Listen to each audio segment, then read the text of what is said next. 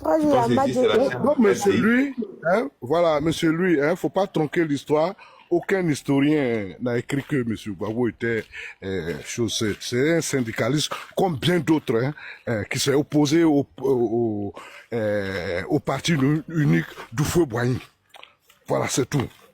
Moi-même, j'étais élève, j'étais opposé au parti unique du feu Boigny. Être opposé à un parti unique ne fait pas de quelqu'un créateur de démocratie. Moi, à un moment, nous, on a été séduits par les idées communistes. Voilà. Je sais que un de nos camarades était allé acheter le petit livre rouge de Mao au Burkina au temps de Sankara. Alors, donc, Monsieur Gbagbo n'était pas le seul opposant de Côte d'Ivoire.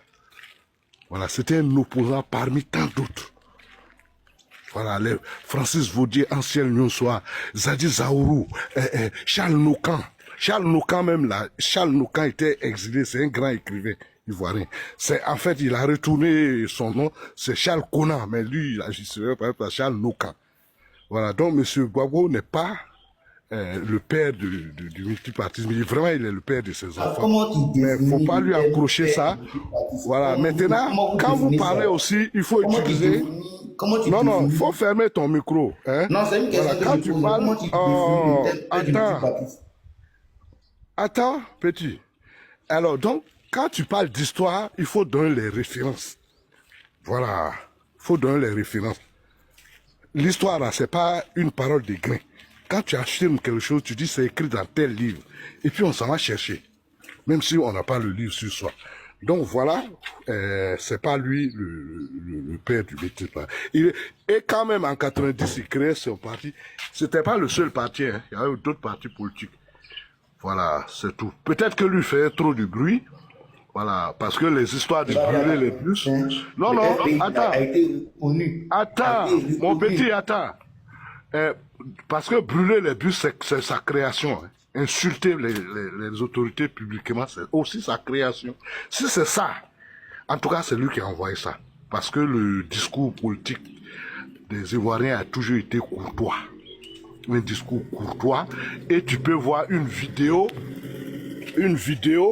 de 1990 sur YouTube où il faut taper Oufoué reçoit l'opposition. Tu verras qu'il y a beaucoup d'opposants. Et lui, il est assis devant, il a croisé les jambes. Et puis, il a soulevé le bas de son soulier. C'est-à-dire, quand tu marches la partie qui est en bas, là, qui touche le sol, là, c'est ça que Gbagbo a montré au fouet. Tu peux aller chercher. Voilà. Et puis, quand il parle, il remue le doigt devant lui. Bon, nous, on était opposants, hein, mais on était choqués par cette attitude, parce qu'on ne connaît pas l'Ivoirien avec ça.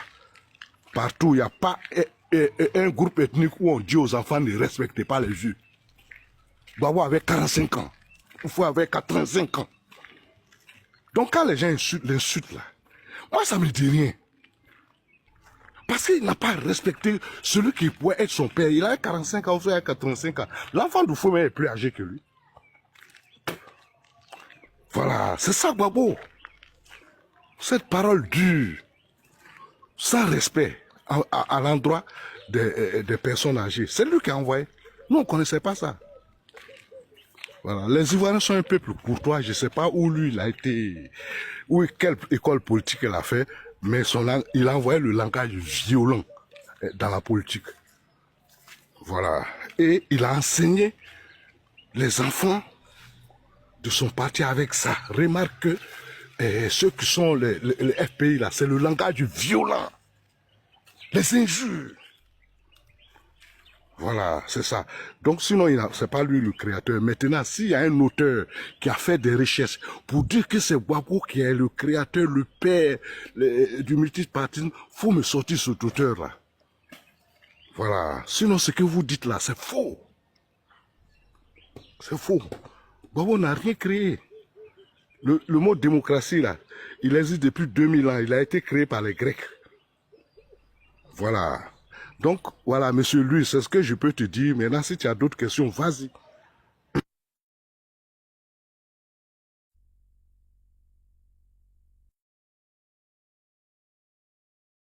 Ok, Madje, vous êtes là. Bonjour. Bonjour. Vous avez la Bonjour. parole. Oui, bonjour à tout le monde. Mhm. Bonjour mon grand frère qui vient de donner un petit cours au petit étudiant là. Merci pour la manière dont vous avez développé pour lui dire certaines choses. Bah, moi, quand je suis monté, c'est le débat d'hier, le discours du président. Comme il l'appelle l'ancien président Laurent Gbagbo, je l'appelle toujours président parce que Alassane nous a vraiment appris d'être respectueux. Un ancien président, c'est qui m'a gouverné. Donc aujourd'hui, avec ces propos qui sont bon, comme le grand frère vient de dire, le grand frère qui est en haut qui vient de le dire, et il nous a appris à insulter. Parce que nous, quand on était petits, au Faux Boigny, c'est lui qui nous a envoyés dans la rue pour la première fois, et puis il nous a mis certains mots dans notre bouche, hein, qui continuent aujourd'hui. Et ceux qui ont grandi derrière nous aujourd'hui suivent c'est dire toujours, voilà, comme le frère vient de le dire, attendre d'insulter le président Alassane tous les jours. Et il s'assoit hier, pareil, il dit rien de bon. Moi, pour moi, c'était la comédie. Quand le petit frère qui est en bas, qui attend de nous donner des leçons, qui nous dit, il y a eu des critères dans son discours. Ben, franchement, même ceux qui étaient arrêtés là-bas, je suis sûr qu'il y a plein qui sont partis chez eux, ils étaient déçus. Ça, un président qui parle la future première dame qui est assise derrière, elle-même elle rigole des propos de son mari.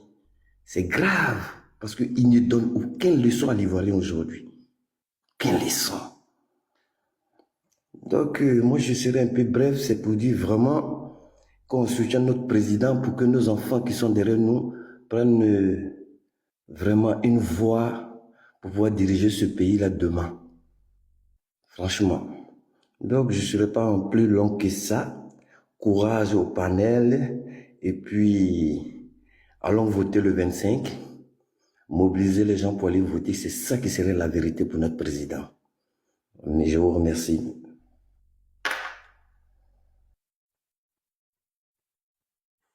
Ok. Merci beaucoup, Monsieur J. Et Monsieur Madjé. Ibrahim, vous êtes là? Ibrahim. Monsieur Ibrahim, vous êtes là?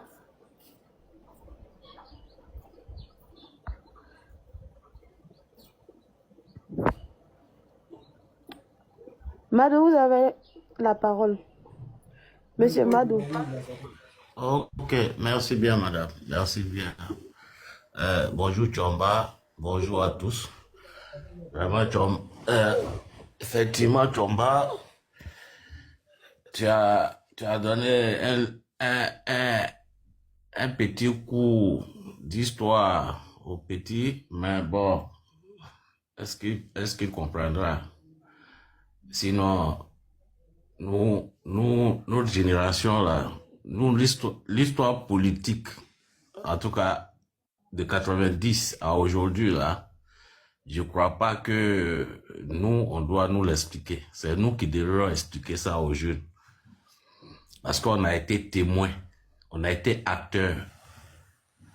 Donc, quand les Chomba te disent c'est un certain nombre de choses, vraiment, si tu veux vraiment apprendre, il faut écouter.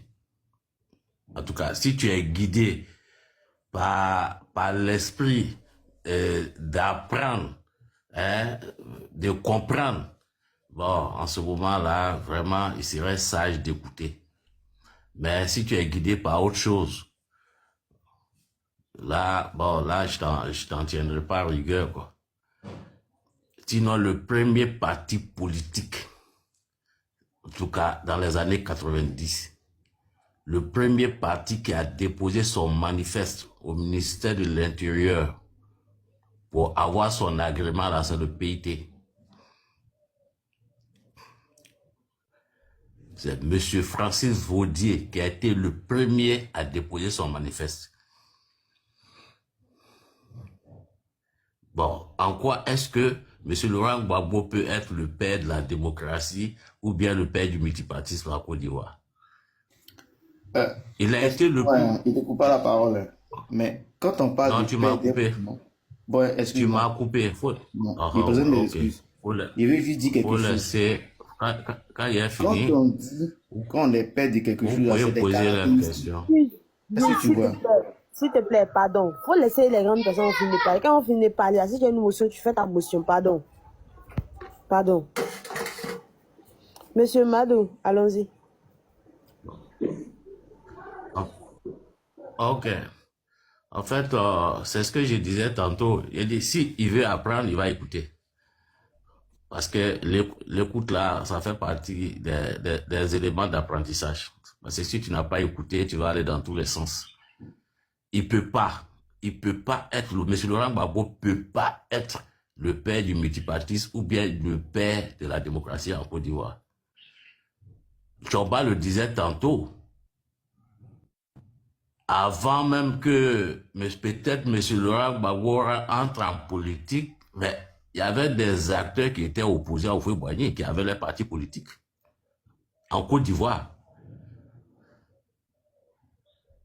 Il y avait des gens, des personnalités en Côte d'Ivoire qui étaient déjà opposés à Houphouët-Boigny et qui avaient des partis politiques. Jusqu'à ce que le PDCI devienne le parti unique de fait. Et ce parti unique n'était pas consacré même dans notre constitution. Parce que la constitution de l'époque consacrait le multipartisme. Je pense bien, si ma mémoire est bonne, que c'était l'article 7 de la constitution de 1960 bien 61 qui consacrait déjà le multipartisme. Seulement que dans les faits, dans la pratique, le seul parti qui fonctionnait, c'était le PDC-RDA. Mais en quoi est-ce qu'il peut être le père du multipartisme? En 90, comme Chomba le disait, mais en 90, mais M. Laurent Gbagbo, il n'a pas été le premier à animer la vie politique au niveau de l'opposition. Je t'ai donné le nom de Francis Vaudier, il y avait Bernard Zadi Zaorou, il y avait Bama Morféré, il y avait, comment on appelle ça, je sais pas, l'autre, j'ai oublié son nom, y compris Laurent Gbagbo, à l'époque même, qui avait formé une alliance qu'on appelait la coordination de la gauche. Et cette alliance-là a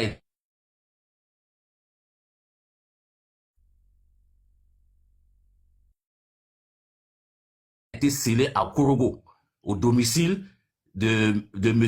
Lansnegon Koulibaly, avocat,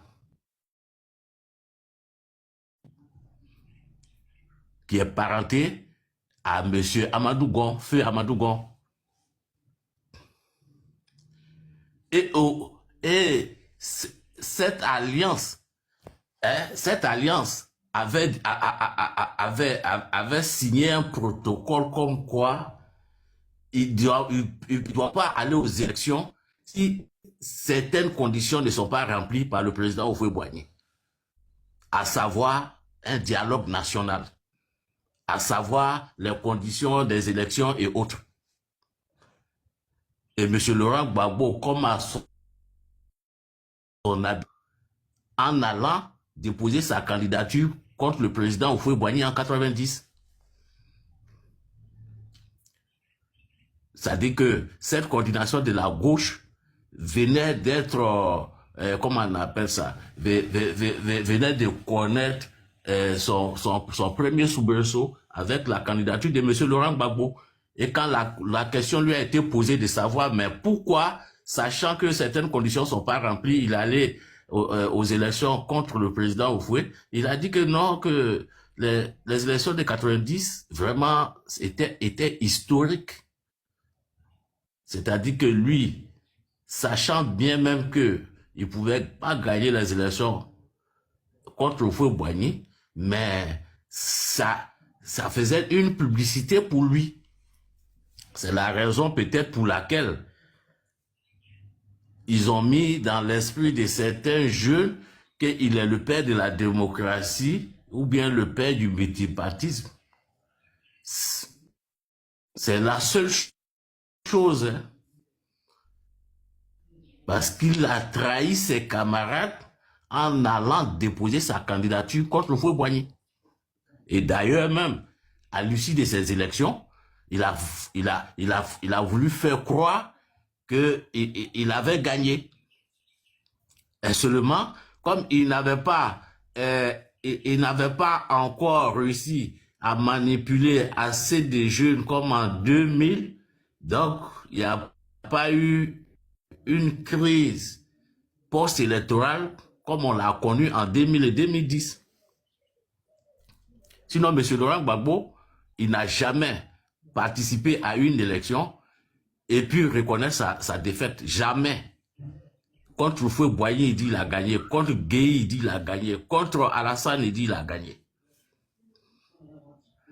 Parce que pour lui, mais 1000 personnes déjà à gauche, 1000 personnes déjà à droite, mais lui, Gbagbo, il avance.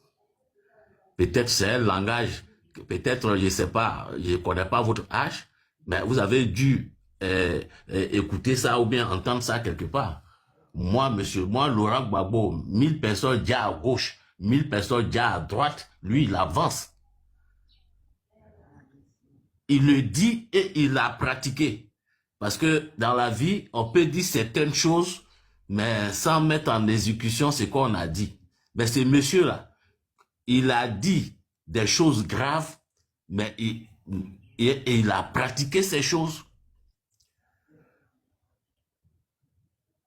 Sinon, si ce monsieur-là, vraiment, il était habité, ne serait-ce même que par une petite, une étincelle de l'Esprit Saint, mais ce monsieur-là, il n'allait jamais encore mettre sa bouche dans la politique. À plus forte raison, prétend être encore candidat à une élection. Voilà un monsieur qui aujourd'hui parle, anime la vie politique, mais grâce à la maniabilité d'un homme, grâce à Dieu, grâce à M. Alassane Ouattara. On sait dans quelles conditions ce monsieur il a été extirpé du trou de son bouquet comme un rat. Mais on aurait pu le mettre de côté comme lui il a fait dans le cas pour le cas de Gueye. Ben, ce monsieur-là, sa vie a été préservée. Ce qu'il n'a jamais fait pour ses opposants. Lui. Et aujourd'hui, ce monsieur-là, il a le courage pour venir s'arrêter devant les gens, pour dire non, lui, il n'accepte pas le 4e mandat. Mais lui, il est qui dans ces pays pour ne pas accepter quelque chose? Lui, il a quel pouvoir dans ces pays? Il compte sur qui? Sur quoi? Pour dire que non, lui, là, c'est que l'État accepte là, lui, il n'accepte pas ça. Parce qu'il s'est dit qu'il peut compter, mais excusez-moi le mot, mais il peut compter sur des idiots. Parce que quelqu'un qui réfléchit, mais il ne peut pas aller passer 1 heure, 2 heures de temps en train d'écouter encore ce monsieur. Vous avez des camarades qui ont fait des vidéos, qui ont été, c'est-à-dire des camarades qui ont été massacrés devant l'hôtel d'Ivoire. Aujourd'hui, à peine, ils arrivent à se faire recevoir par ces gens-là. Des gens qui ont donné leur vie. Je ne parle pas de ceux qui sont partis, qui n'ont plus le droit à la parole. Ceux qui vivent encore, mais qui sont handicapés à vie, qui ont tout perdu. Aujourd'hui, ne serait-ce qu'une reconnaissance. C'est des gens qui veulent se faire recevoir. Mais D'ailleurs, n'allons pas loin. Vous pensez que M. Laurent Gbagbo peut vous aimer plus que Blé Goudé? Ou bien vous pensez que vous aimez M. Laurent Gbagbo plus que Blé Goudé? Vous pensez que vous, là, vous pouvez aimer M. Laurent Gbagbo plus que Madame EIV?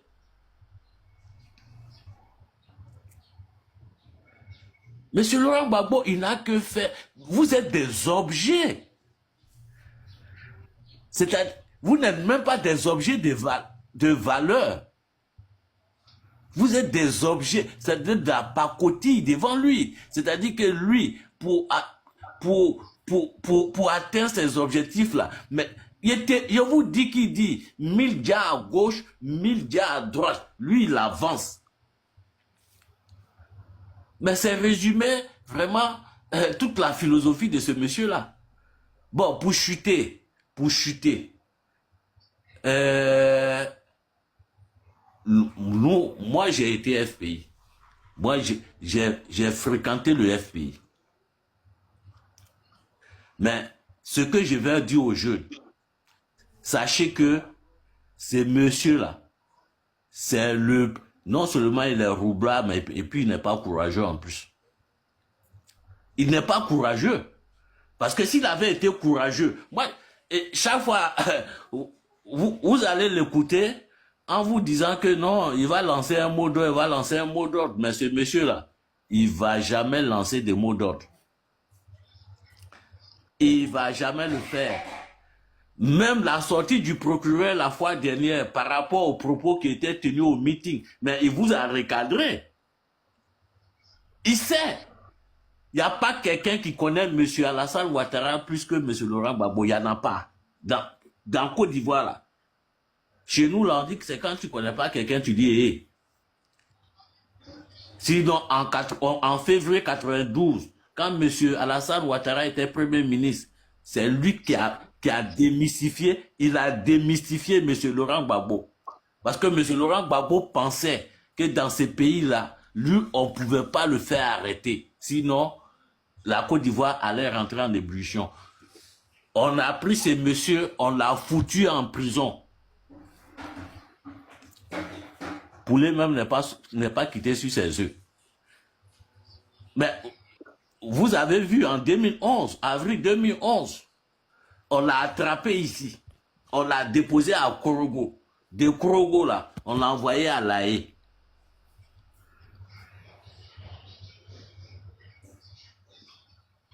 Donc, les jeunes gens, nous, on a parlé, on ne cessera pas de parler.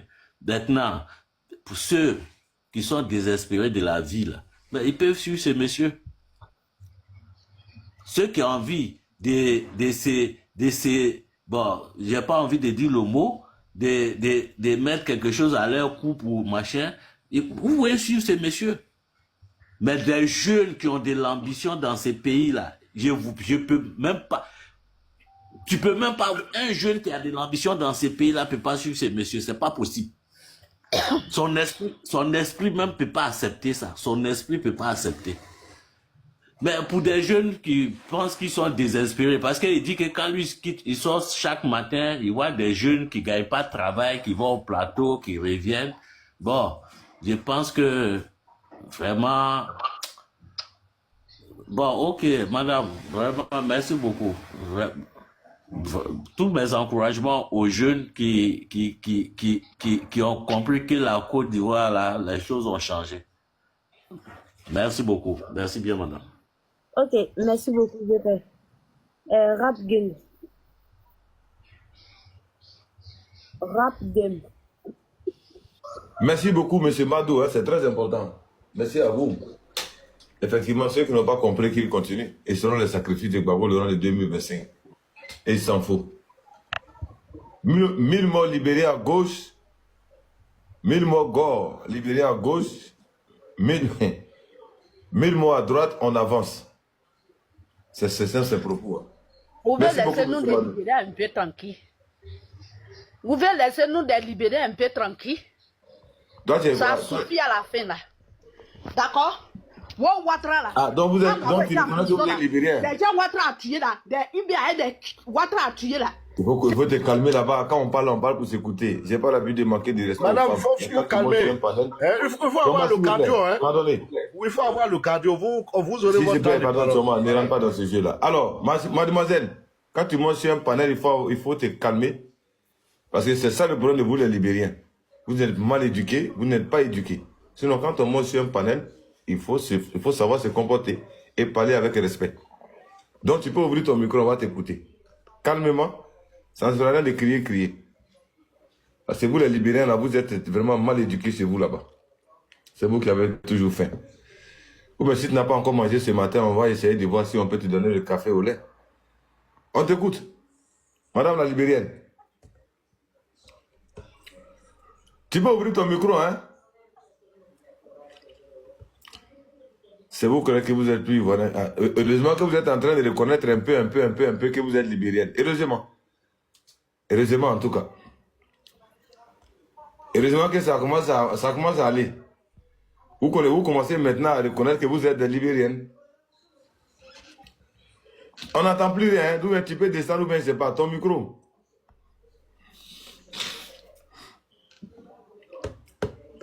Ton micro est fermé. Rap Game aussi, lui aussi, il monte, il parle pas. Qui ça? Rap Game là. Rap Gam. Il faut le descendre. S'il ne parle pas, tu le descends en bas, c'est tout. C'est pas compliqué. Quand la libérée va se calmer, ou bien peut-être qu'elle a faim matin là, elle va finir de déjeuner, elle va ouvrir son micro. Tu peux donner la parole à quelqu'un d'autre.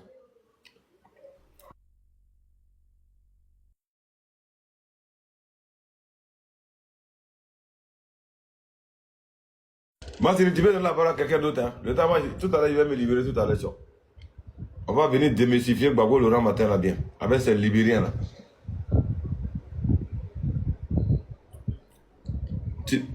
Après, bon, d'accord. Daoud Sanogo, allez-y. Hein. C'est toi qui m'étonne quand on a commencé. Attends un instant, il revient.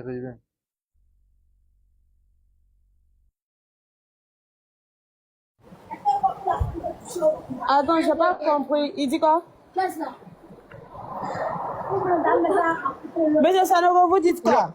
Ouais, attendez un instant, non, il y a trop de bruit là, je vais sortir dans le bruit et puis après je vais prendre la parole. D'accord, y a pas de problème. Dosso.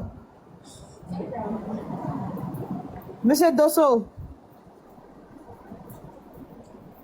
Monsieur Dosso ne dort pas. Peut-être Dosso a plus sommeil. Depuis hier, hein, ils sont là. Hein. Depuis hier matin.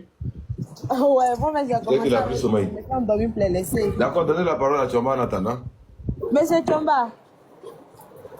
J'aimerais dire merci à Modo qui est revenu sur l'histoire du Front populaire. Oui, comme lui, j'ai été aussi militant. Oui, comme lui, j'ai assisté au premier meeting de ce parti politique qui s'est montré à la fin comme étant un parti fasciste. C'était à Kourougou. Ceux qui connaissent Kourougou, c'était à la résidence de paix à son âme, Maître Lansine Gon, ancien maire de Kourougou, de 80 à 83, je crois. Voilà. Alors, c'était des socialistes. Nous les avons suivis parce que ils avaient un discours socialiste. Voilà. Socialisme qui veut dire humanisme aussi. Tolérance. Et juste répartition des richesses. C'est comme ça que nous voyons les choses. Parce que nous avons été de ceux qui n'ont pas aimé le régime du parti unique. Voilà. Donc nous sommes, on a vu là une aubaine. Et à ce premier meeting, moi j'avais assisté. Comme l'a dit Modo, les opposants s'étaient réunis et ils avaient décidé de ne pas aller aux élections. Voilà. Mais chez eux, un soir, ils ont vu à la télé, comme tous les Ivoiriens, que M. Gbagbo était candidat. Alors, comme il a dit, il n'a pas accepté les résultats. Voilà. Je me souviens, après les élections, il y avait le journal La Voix qui est sorti, ils avaient mis une feuille dedans où qu'ils appelaient les vrais résultats, où Gbagbo était gagnant. Voilà. Alors, ça nous a choqué quand même, Parce que lui, personne ne le connaissait. Voilà, ça je lui dis, c'est un syndicaliste comme les autres, un prof d'histoire, voilà, qui avait fait la grève de 83 et puis à l'issue de laquelle il s'est retourné en France. Mais comment il pouvait battre quelqu'un quand même qui était présent depuis 30 ans, qu'on voyait chaque jour à la télé. Chaque jour à la télé, c'est au fouet qu'on voyait. Et lui, bon, il vient se proclamer vainqueur des élections. Alors ça a été choquant, parce que la campagne, cette campagne-là, quand même, il faut le dire, elle était très violente, pleine d'injures. Et M. Laurent Gbagbo n'a pas reconnu sa défaite. Mais comme l'a dit Modo, il était faible en ce moment. Il était faible, il pouvait pas créer une crise post-électorale. Mais c'est à partir de ce moment que M. Gbagbo a compris que il ne peut pas gagner des élections en Côte d'Ivoire. Parce que, quand même, il faut le dire, Oufou était lié aux Ivoiriens par l'histoire. Voilà, nous qui étions à Kourougo après le grand meeting, les Gbagbo sont descendus sur Abidjan et puis on tournait avec Aboudraman Sangaré pour recruter des nouveaux militants. Alors, ce qui ressortait, c'est que Oufou était dans l'esprit des populations. Voilà. Quand vous allez dans un village, on vous écoute. Et puis après, je prends la parole pour vous dire qu'il ne peut pas quitter Oufou-Boigny. Il ne peut pas quitter Oufou-Boigny parce que c'est Oufou-Boigny qui a aboli le travail forcé. C'est quelque chose que je vous raconte. Hein. C'est Oufou-Boigny qui a aboli le travail forcé. Et il nous raconte que les colons français partaient chercher des milliers de jeunes pour aller travailler sans leur donner 5 francs. Et que c'est Oufou qui a enlevé ça. Alors le discours du Gbagbo, le Oufou voleur là, il n'y avait que ça dans leur programme. Ils ont volé, ils ont volé, ils ont volé. Et les populations de dire, vraiment, même s'ils volent, mais c'est lui qui a enlevé le travail forcé. Parce que vous ne pouvez pas comprendre ce que c'est le travail forcé, parce que vous n'avez pas vu. Mais nous qui avons vu là, on peut pas quitter derrière au fouet. C'est pour ça que vous avez remarqué que le Nord c'était le bastion du PDCI. Voilà, c'était le bastion du PDCI. Et ensuite, M. Gbagbo a compris qu'il ne pouvait pas gagner le pouvoir par les élections.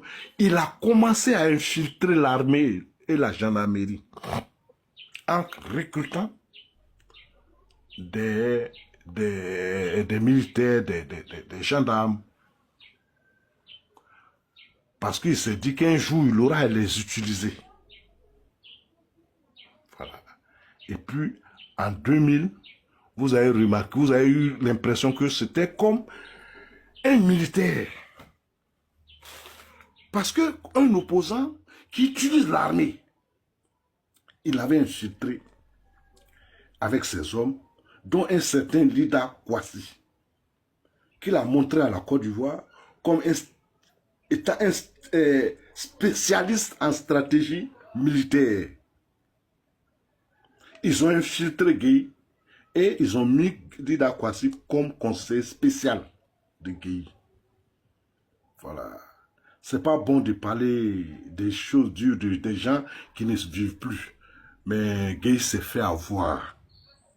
Gueye s'est fait avoir, il s'est fait manipuler. Parce que tu ne peux pas faire un acte qu'on n'a jamais fait en Côte d'Ivoire, à savoir un coup d'État, et puis venir te faire manipuler par un politicien. Nous, on n'a pas compris. Et il a pris le contrôle de la transition. Il a écrit la constitution qu'il voulait. Ne s'est jamais prévalu là. Cette expression-là, elle est de Boga Doudoupé à son âme. Ce sont les hommes de Gbagbo qui ont pris Gueye en otage. Ils lui ont fait faire ce qu'il voulait pour se retrouver au palais. Et vous avez remarqué que pendant cette crise, la gâchette était facile. Les gendarmes, qui étaient des forces qu'on respectait, jassaient les gens avec une facilité qu'on n'a jamais connue en Côte d'Ivoire. C'était les hommes, la milice des Gbagbo dans la gendarmerie. C'est eux qui ont fait le charnier. Ils lui obéissaient. Ils obéissaient aux dirigeants du FPI. Alors, donc l'homme a montré ce que les Ivoiriens appellent son vrai visage. C'est-à-dire quoi? Quelqu'un qui ne respecte pas la vie de ses semblables. Il ne respecte pas la vie. C'est ce qu'a dit Modo tout à l'heure. Milja à gauche, Milja à droite, moi j'avance. C'est en 2000 qu'il a sorti cette expression.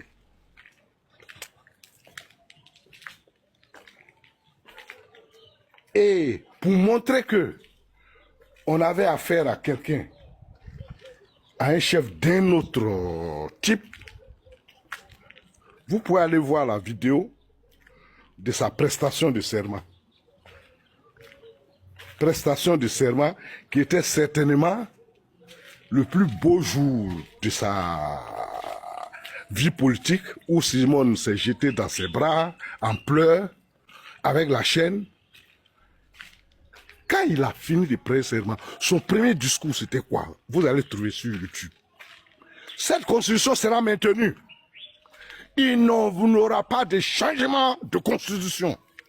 Pourquoi? Parce qu'il tenait là des textes qui avaient exclu à jamais un certain Alassane Dramane Ouattara. Pour M. Gbagbo, grâce à ce texte, M. Alassane Ouattara ne ferait plus de politique en Côte d'Ivoire. Donc, dans cette atmosphère où il y avait beaucoup de personnes déjà dans Abidjan, il n'a pas pu avoir un discours apaisant. Le jour on dit, bon, c'est toi qui seras le président. Donc, M. Gbagbo donnait le signal de ce qui allait venir. Moi, je vous dis, on n'a pas voté en 2000. Quand je suis allé dans le lieu où je votais, j'ai vu les gens du FPI jubiler, j'ai regretté de n'avoir pas voté. J'aurais dû voter, mais pour Gueye. Parce que, connaissant ces gens-là, cette clique d'intellectuels qui s'est formée autour de Gbagbo et qui est dans un extrémisme proche du nazisme, je savais que le pays allait connaître des heures noires avec ce monsieur. La suite ne m'a pas m'a donné raison.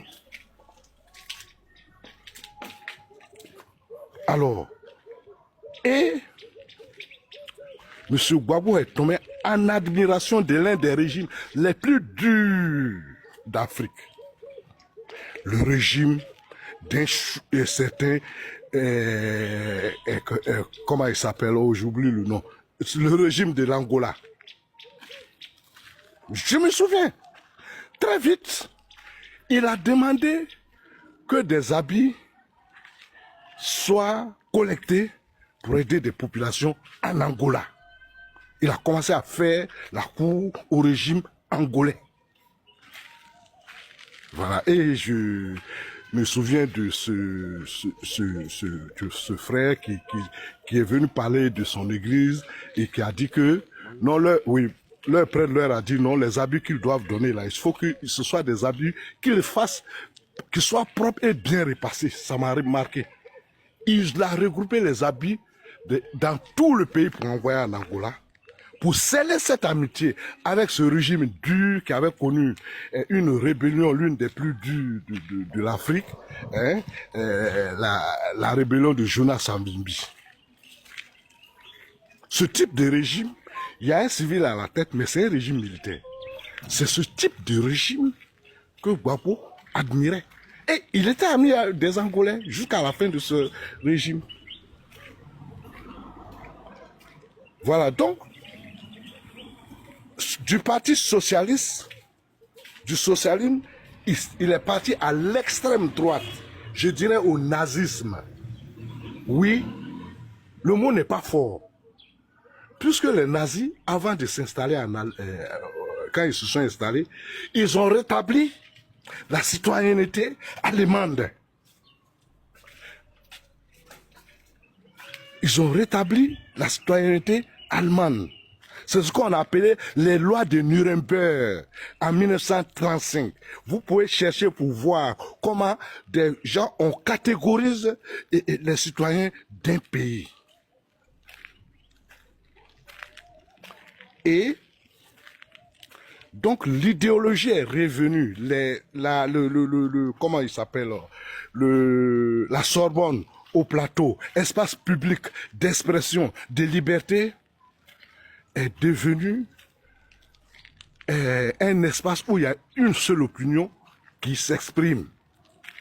Ceux qui connaissent bien la Sorbonne, c'était le lieu où les gens se retrouvaient à midi et 2 pour faire des discussions. Il y avait tous les partis politiques. En tout cas, sous le président Bédié, il y avait tous les partis politiques. En plus des partis politiques, il y avait ceux qui parlaient de sport. Il y avait ceux qui parlaient de religion. Il y avait ceux qui parlaient... Vraiment, c'était... Voilà. Mais quand ces gens-là sont arrivés au pouvoir, ils ont chassé tout le monde. Et notre jeune frère, le ministre Touré Mamadou, qui était un animateur dans cet espace, hein, a subi les courroux de ces jeunes instrumentalisés, déshumanisés. Voilà, et je crois qu'il a rencontré son histoire très émouvante, hein, voilà, que vous pouvez trouver sur YouTube. Donc, il n'y avait plus d'autres opinions. Celui que certains continuent d'appeler père de la démocratie, il n'y avait plus d'autres opinions à exprimer là-bas. Et il a créé ces agoras. Ces agoras dans toutes les communes d'Abidjan, où ces militants se réunissaient pour aller apprendre à haïr leurs compatriotes. Voilà. Ce n'étaient pas des leçons d'amour qui étaient données dans ces agoras. Le style était le même. Ils criaient fort. Et ceux qui ont animé ces espaces, ces écoles de la haine, ils ont gardé cette façon de parler, de crier. Notamment celui qui était en Mauritanie, Steve Biko de la Mauritanie. Donc, ces gens qui ont été endoctrinés pendant ces 10 ans de pouvoir, ont été ensauvagés pendant la crise post-électorale. Puisqu'ils n'hésitaient pas à accrocher un pneu à leurs voisins qu'ils connaissaient pour y mettre le feu. Ils n'hésitaient pas à dire des gens avec qui ils vivaient.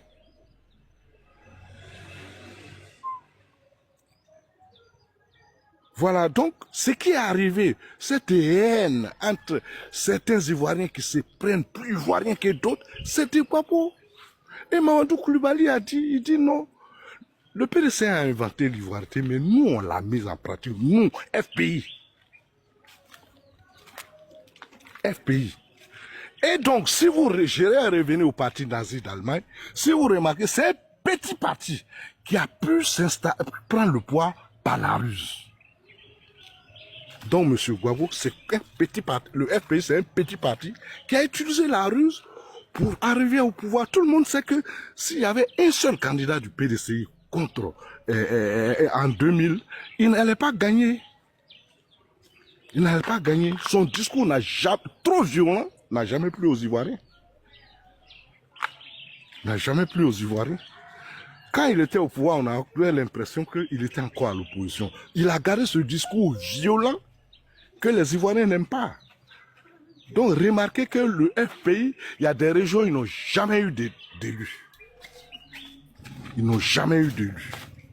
Voilà, parce que c'est cette politique de haine, de violence qu'ils n'ont pas honte. Qu'ils n'ont pas honte, voilà, d'exprimer. Voilà, parce que on peut être peut-être raciste pour les blancs, mais on peut même ne pas aimer une tribu. Bon, ça, ce sont des choses qui arrivent. Mais par pudeur, on ne l'exprime pas. Mais eux, ils l'expriment. Ils ne cachent pas. Ils s'en tapent la poitrine. il l'exprime. Bon, il n'y a pas, quand ils disent qu'au nord de la Côte d'Ivoire, il n'y a pas de djoula. Est-ce que vous voyez ce que ça veut dire même? Ils disent au nord de la Côte d'Ivoire, les djoula là, ça n'existe pas. Ça veut dire qu'eux, ils écrivent, c'est eux qui choisissent d'écrire l'histoire d'une partie du pays. C'est dangereux dans un pays. C'est dangereux. Alors que le nord de la Côte d'Ivoire, qui est le pays clair, le plus facile où les gens se sont installés en premier, les populations qui vivent là, celles qui n'ont pas duré, c'est au moins 3 siècles. La mosquée de Sawatigila, là, ça a 800 ans. Vous allez trouver un vestige comme ça dans la forêt. Ce sont des discours qui divisent un pays. Est-ce que sur une carte d'identité, là, il y a différents, 2 cartes d'identité sont différentes? Mais ils ont trouvé le terme vrai ivoirien. Mieux, ils sont allés même jusqu'à utiliser le terme ivoirien pour remarquer que quand ils parlent, ils disent non, les Ivoiriens sont allés écouter le président Gbagbo. Et même, vous pouvez revenir sur la vidéo, la fameuse vidéo, où une certaine première dame a dit que si les femmes ont été VOL, elles l'ont cherché.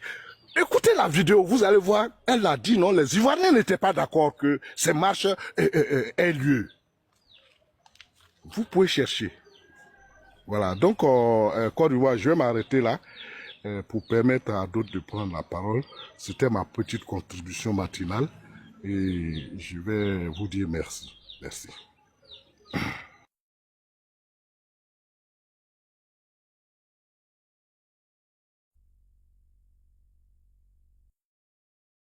Merci beaucoup, Tchomba. Merci beaucoup. Tellement bien dit. Aboké, ils ont dormi sur le panel. Sans doute, ils ne sont pas encore réveillés. Maintenant, Daouda Sanogo, toi, tu es monté maintenant, c'est pourquoi?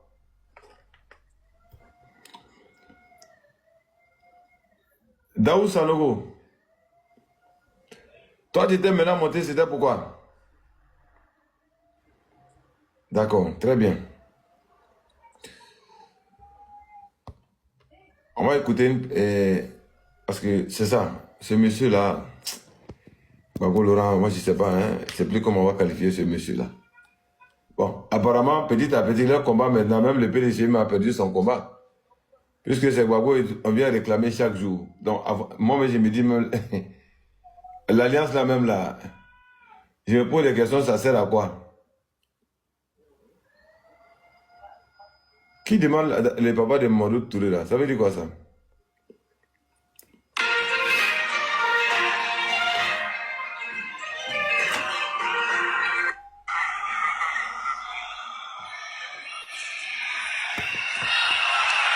Voilà quelqu'un qui va animer. Chers amis, Écoutez, hein, je c'est voudrais important. vous remercier d'être aussi nombreux. Mais je voudrais d'abord remercier le Front commun d'avoir organisé le week-end passé une marche gigantesque, une marche extraordinaire.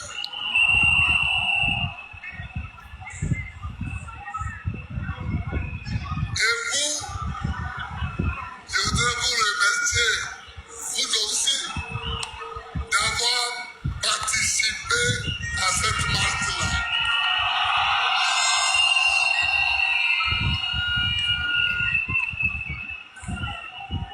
Mais avant de continuer,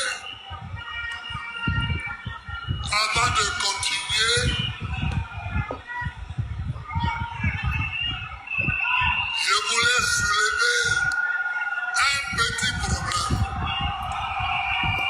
un tout petit problème.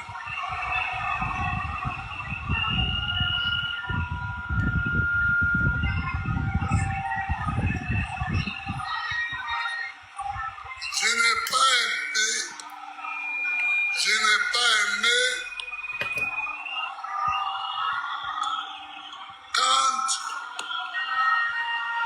Vous avez